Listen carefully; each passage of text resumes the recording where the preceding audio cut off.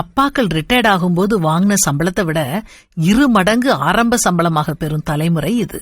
ஆனாலும் பெற்றோர்கள் அளவுக்கு அவங்களால குடும்ப பொருளாதாரத்தை சாமர்த்தியமா நிர்வகிக்க முடியறதில்ல. மாசம் 1 லட்சம் ரூபாய் சம்பளம் வாங்கினாலும் பல இளம் தம்பதிகளுக்கு 30ஆம் தேதி அக்கவுண்ட் பேலன்ஸ் நில் தான்.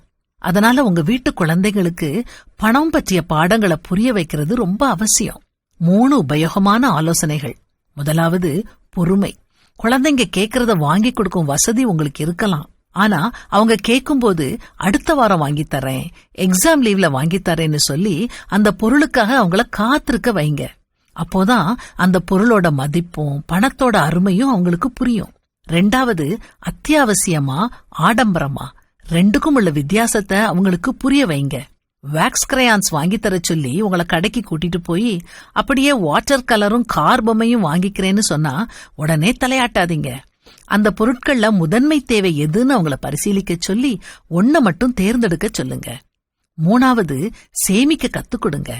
உண்டியல் முதல் போஸ்ட் ஆபீஸ், ஆர்டி அக்கவுண்ட், வங்கிகள்ல ஜூனியர் அக்கவுண்ட் என அவங்க சேமிப்பதற்கான வழிகளை ஏற்படுத்தி கொடுங்க.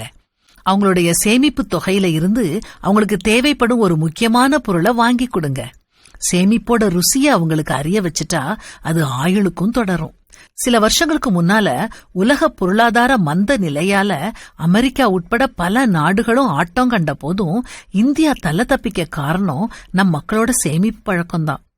அதை அடுத்த தலைமுறைக்கும் பரிசளிப்போம். நல்வழியில் நடக்க பிள்ளையை பழக்கு, முதுமையிலும் அவர் அந்த பழக்கத்தை விட்டுவிட மாட்டார் என்று வேதத்துல வாசிக்கிறோம்.